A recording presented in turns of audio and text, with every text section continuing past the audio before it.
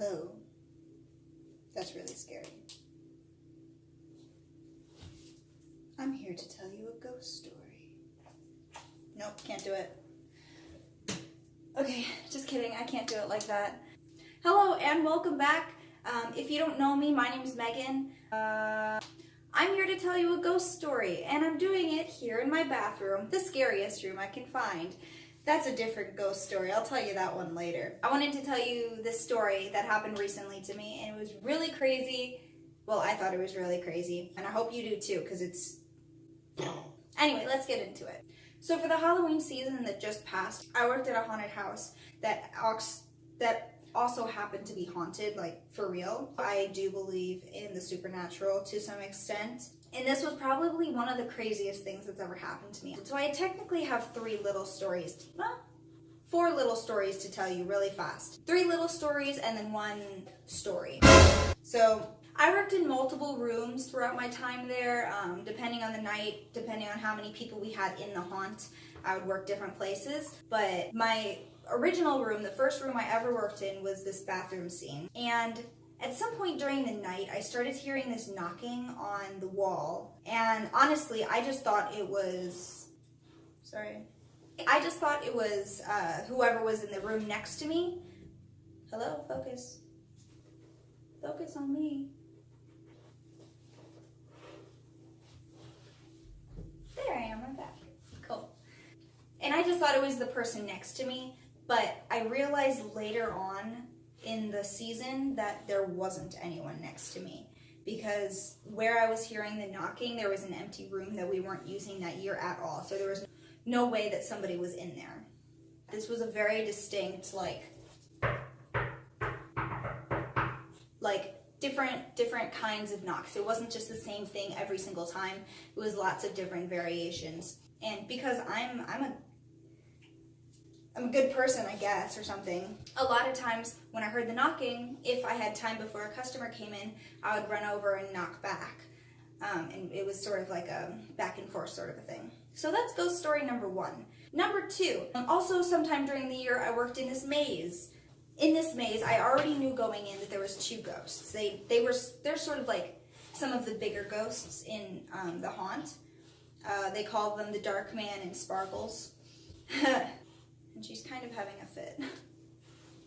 Excuse me. So I wasn't super nervous whenever I started in a new room.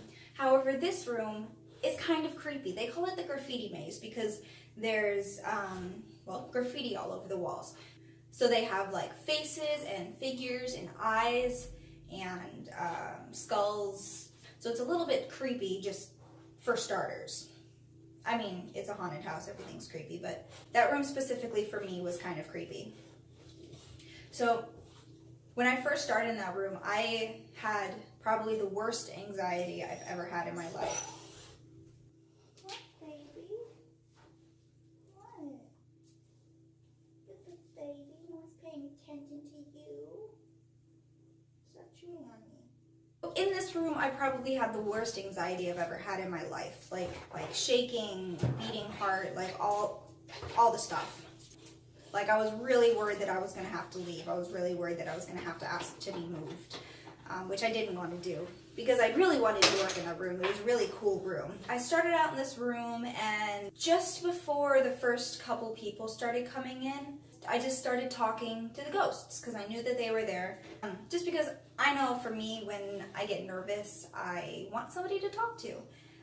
So I just started talking to them like, hey guys, I'm kind of nervous right now. Would you mind just like helping me out just a little bit? Just sort of, especially like with the first couple customers, maybe just help me out a little bit. Teach me the ropes, that sort of thing. And pretty much immediately after I started talking to them, I felt so much better. And maybe that was just me talking out loud, or maybe it was them. And I like to think that it was them.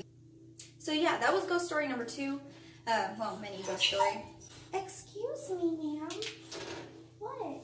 Okay, and then ghost story number 3 is definitely the worst of the 3. I was working in this library, and honestly, I didn't know that there were ghosts in this one. I was told afterwards that things disappeared, stuff fell over, that sort of thing sort of happened a lot in there.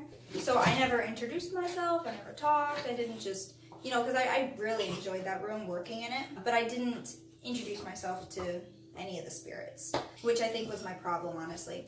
Whenever there was people in there, I was fine. Like if I had another actor in there, if I had customers in there, everything was okay. But as soon as I was completely alone, for those of you who know about ghosts, spirits, energies, that sort of thing, you kind of know what I'm talking about, I think. What? What's up, baby? What's up, baby? Please don't eat my shirt. Please don't eat my shirt. No. She doesn't understand that she can't eat my clothing. What? You're crying down there. The big crybaby. The big crybaby.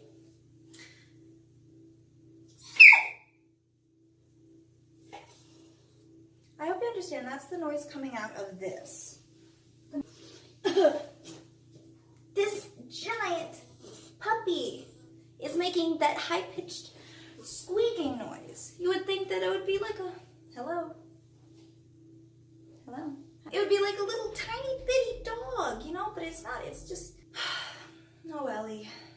Anyway, so for those of you who know, I guess. If you don't, then all I can say is basically there was this like pressure around me, and it wasn't like anxiety, because like I said, I had the worst anxiety of my life in the graffiti maze before I made friends. This wasn't like that. This was a definite presence pushing around me, not nicely. So that was story number 3. Very small. Nothing really happened in that room. It was mostly just the bathroom and the graffiti maze that sort of bigger stuff happened. But that isn't the big ghost story that I wanted to tell you. For this, you need a little bit of context. There was this guy that I worked with. I'm not going to name names. We're going to call him... We'll just call him Dude. And right from the get-go, right from the moment I met him, I was put on edge, when you sort of meet certain people and you're like, I don't really like you. The thing was, I convinced myself that he was alright. Lots of other people liked him. He was a nice guy, even when I first met him, he was just trying really hard to make decent conversation, just nice conversation. Nothing creepy, nothing weird, nothing, uncomfortable, just very nice. Oh, what's your name? What do you do normally? Have you done this before? Just really, really simple stuff, that sort of thing. But I always had this weird feeling about him. He just had this really violent energy around him. And he wasn't a violent person. I talked to him a little bit. He's a very nice person from, what I could tell. But alas, I still felt these strange, I don't want to be in the same room with you vibes from him. But that's the end of that. After the season was over, we had a Christmas party. She just flopped really hard down onto my foot. It was it was just really funny, sorry. But we had this Christmas party, and he wasn't there. We decided to go ghost hunting, because, there's all these ghosts, why not? So we're walking through the house, we have a ghost box, we stop in certain rooms, talk to them a little bit, having a little fun, having a little scare. And we get to this one room, and we start talking to them, and almost immediately, one of them goes, "Be careful," very distinctly, very clearly.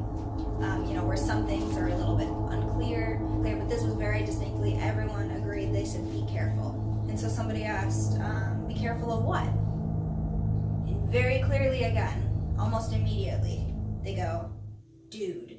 I didn't see anyone else's reaction really, because I was too focused on my own, because I swear I just sort of went, oh, because I was just like, I knew it from the very beginning. I knew it. He's trouble. I know it for certain. And these ghosts just confirmed it. Still don't know how, still don't know why, but I know. And that's crazy to me. So that was my ghost story. I hope you enjoyed. If you did, please give this video a thumbs up. And if you haven't yet, subscribe if you'd like. Percy and I make videos once a week, every Monday. If you haven't seen our last video, check that out for sure. It's going to be linked down below. And yeah, that's all I've got to say. So I'm going to see you in a couple of weeks whenever I'm going to see you. When am I going to see you? Not the next week, but the week after that. 2 weeks, I guess. Yeah, have a lovely night. I hope you enjoyed this. If you'd like more stuff like this, let me know. I do have 2 more ghost stories that I could tell if you'd like to hear them. Yeah, that's all I got. Anyway, have a great night. I'll see you next time. Bye.